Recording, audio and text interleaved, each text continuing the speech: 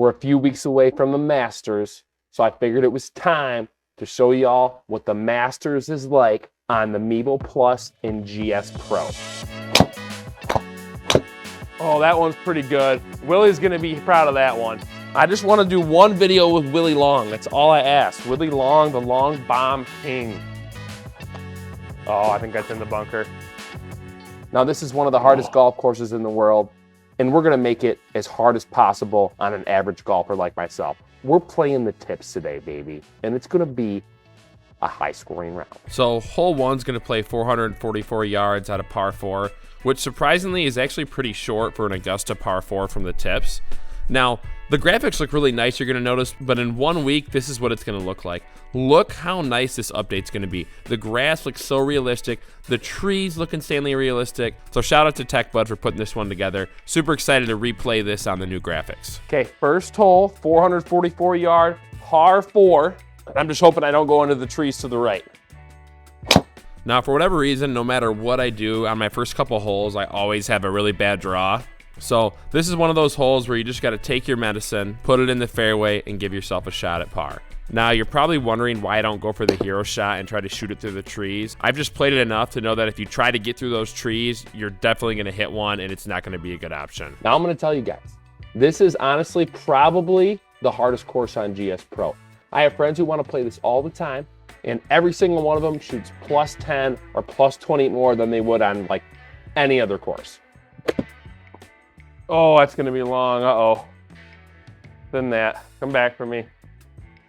Oh, there we go, all right, okay. You know, getting away with a bogey from the tips, I'm not gonna complain. So we got a nice par 5, 577 yards. We're trying to hit a bomb like our boy Willie Long here. I just wanna do one video with Willie Long, that's all I ask. Willie Long, the long bomb king. Oh, that one's pretty good. Willie's gonna be proud of that one. Willie's gonna like that one. Oh yeah, come on. Keep her going, keep her going. That get your attention, Willie? Oh, that's pretty nice. Stick on for me, baby. No 3 putts. No 3 putts. Come on, Birdie. Birdie. Don't you dare.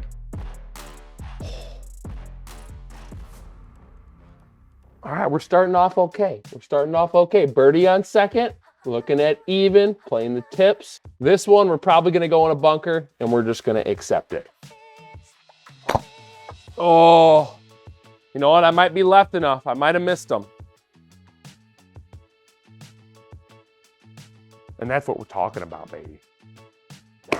Now, the big thing with this green is there's a huge false front. So you really want to clear it, which I obviously don't, but anything short, you're rolling way back. I think we're good. I think we're good. Don't go long. Get in. And out of all the holes to play on GSPRO, I think this is the hardest one because it's a 250-yard par 3. And look where you need to place this. Like, there's no way an average golfer is carrying that bunker and sticking that on the green. Oh, that's probably right in the bunker.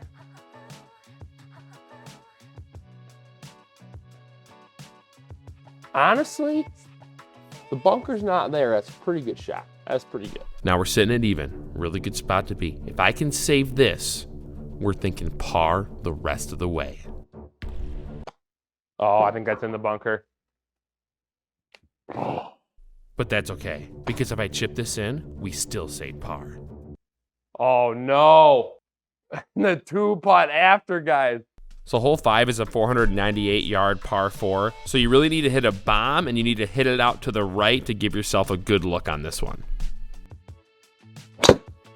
And shout out to our boy John Coleman for subscribing mid-round. That's what we're talking about, John. And honestly, one of my best drives of the day. Really, really happy with that shot. All right, boys, we got a chance here. Praying to the long bomb king, Willie Long, helping us out with the drives. Now just trying to stick it on, 200 away. That might be pretty good.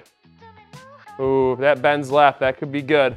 And I just ended up having a really good day with these long irons. These are shots that I think, depending on the day, I can hit them or I'm way off them. So Starting off, I was doing really good with these long shots.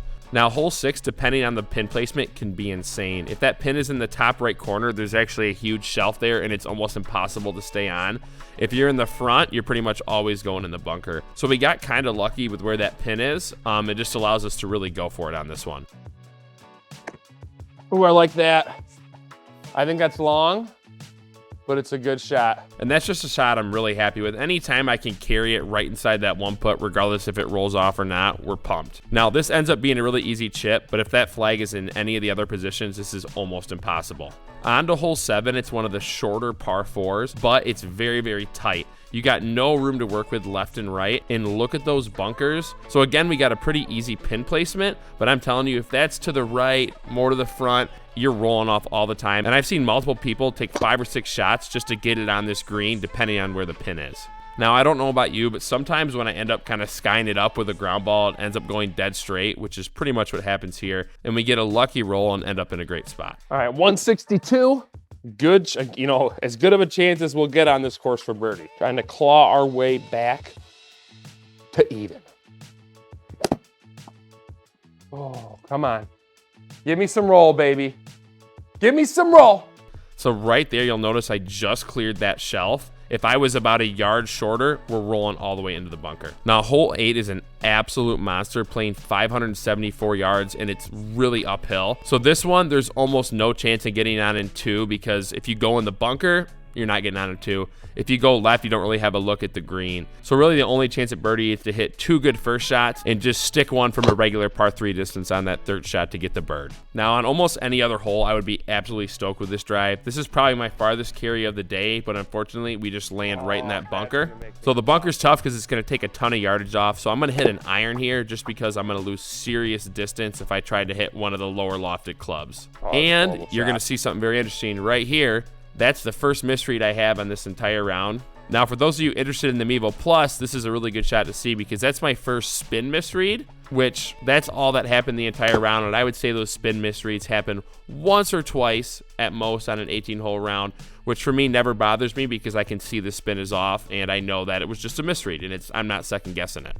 Now, the last hole is an absolute monster, playing 479 yards, and look at how tight that fairway is. All the other really tight holes are a little bit shorter, but interesting with this hole, if you go high enough and to the left, you actually have a pretty good look at the green, and if you're Bryson DeChambeau, you just clear all the trees to the right and have a great look at the green. Oh, I hit it terrible.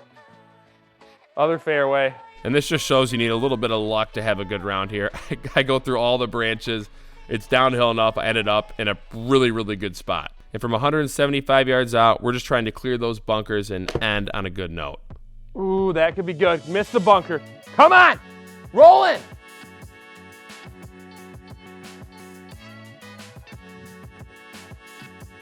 That was dope. That was sweet.